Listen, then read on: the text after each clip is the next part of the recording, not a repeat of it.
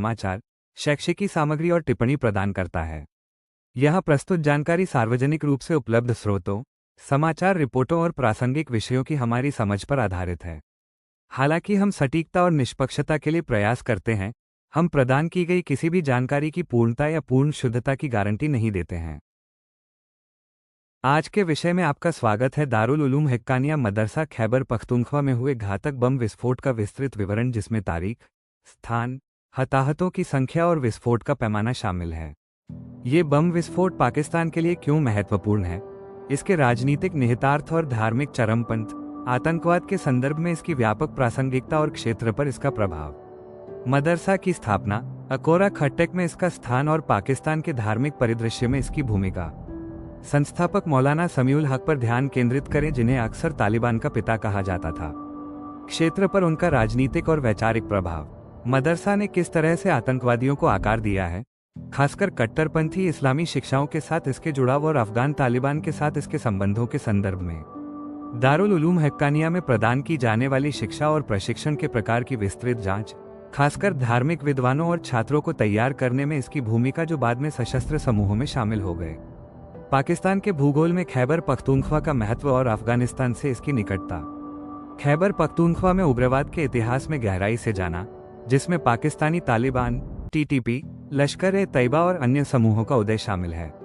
आदिवासी क्षेत्रों का सामाजिक, राजनीतिक और ऐतिहासिक महत्व, उनकी स्वायत्तता और कैसे वे घरेलू समूहों और अंतर्राष्ट्रीय जिहादी आंदोलनों के लिए उग्रवाद के केंद्र रहे हैं। आतंकवाद के खिलाफ अमेरिकी युद्ध ने इस क्षेत्र को कैसे प्रभावित किया है, खासकर सशस्त्र समूहों, ड्रोन हमलों और सैन्य अभियानों के उदय ने।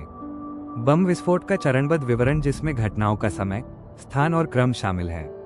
हताहतों की संख्या, जिन्हें निशाना बनाया गया, छात्रों, शिक्षकों या विशिष्ट व्यक्तियों, और उसके बाद की घटनाओं के बारे में विस्तृत जानकारी।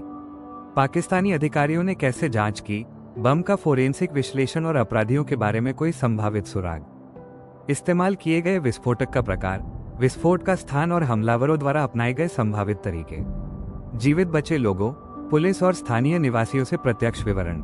हमले के पाकिस्तान की राजनीतिक स्थिति पर प्रभाव, जिसमें सरकार की प्रतिक्रिया, उग्रवाद से निपटने की उसकी नीति और राजनीतिक दलों की स्थिति शामिल है।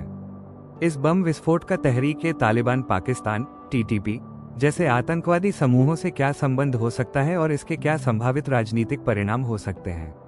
दारुल उलूम हिक्कानिया जैसे धार्मिक मदरसे पाकिस्तान में कट्टरपंथी विचारधाराओं के प्रसार में कैसे योगदान करते हैं, और यह बम विस्फोट इस मुद्दे का उदाहरण है। इस बम विस्फोट का पाकिस्तान के अंतर्राष्ट्रीय संबंधों पर प्रभाव, खासकर अफगानिस्तान, अमेरिका और पड़ोसी देशों के साथ। वैश्विक शक्तियां पाकिस्तान के उग्रवाद से निपटने को कैसे देखती हैं। प्रधानमंत्री, गृह मंत्रालय और सेना के बयानों सहित पाकिस्तानी सरकार की प्रतिक्रिया का विस्तृत विवरण। इस तरह के खतरों का जवाब देने में पाकिस्तान की कानून प्रवर्तन एजेंसियों, खुफिया सेवाओं, आईएसआई और सेना की भूमिका पर करीब से नजर। क्या इस बम विस्फोट के कारण नीति में कोई बदलाव हुआ, जैसे निगरानी, आतंकवाद विरोधी कानून या सैन्य अभियान बढ़ाना। पाकिस्तानी मीडिया में इस हमले को कैसे दिखाया गया और पाकिस्तानी नागरिकों की प्रतिक्रियाएं क्या थी।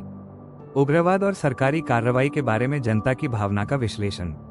पाकिस्तान के धार्मिक और राजनीतिक परिदृश्य में मदरसों और धार्मिक शिक्षा केंद्रों की भूमिका का गहन अन्वेषण और कैसे वे अक्सर कट्टरपंथ से जुड़े होते हैं।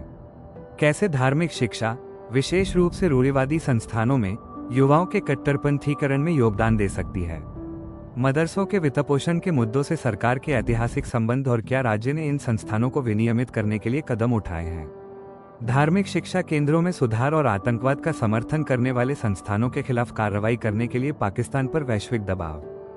अफगानिस्तान में तालिबान का ऐतिहासिक विकास और पाकिस्तान में उसका समर्थन, खास तौर पर दारुल उलूम हिक्कानिया जैसे मदरसों के माध्यम से। अफगान तालिबान के साथ पाकिस्तान के रिश्ते कैसे विकसित हुए हैं और मदरसा ने किस तरह से पुल का काम किया है। पाकिस्तान में संचालित व्यापक जिहादी नेटवर्क और क्षेत्र में उनके प्रभाव का विश्लेषण।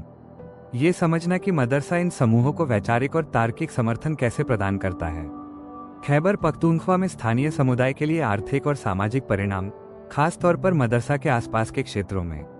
बम विस्फोट ने मदरसा से जुड़े छात्रों, शिक्षकों और परिवारों को कैसे प्रभावित किया और उनकी प्रतिक्रिया क्या रही। स्थानीय लोगों और व्यापक क्षेत्र में बचे लोगों पर दीर्घकालिक मनोवैज्ञानिक प्रभावों का विश्लेषण। स्थानीय प्रवासन पैटर्न पर प्रभाव, खास तौर पर अगर लोग असुरक्षित महसूस करते हैं या इस तरह के हमले के बाद क्षेत्र छोड़ने का विकल्प चुनते हैं। भारत और अफगानिस्तान जैसे पड़ोसी देशों सहित अन्य देशों ने हमले पर कैसे प्रतिक्रिया दी? वैश्विक सुरक्षा निकाय संयुक्त राष्ट्र नाटो पाकिस्तान की चरमपंथ के खिलाफ लड़ाई और इस हमले के अंतर्राष्ट्रीय प्रभावों को कैसे देखते हैं? क्या विदेशी सरकारों ने पाकिस्तान में उग्रवाद से निपटने के लिए खुफिया फंडिंग या अन्य संसाधनों के मामले में समर्थन दिया? आज के लिए बस इतना ही। तो जल्द ही मिलते हैं। उस सदस्यता बटन को दबाएं, टिप्पणी करें और देखने के लिए धन्यवाद।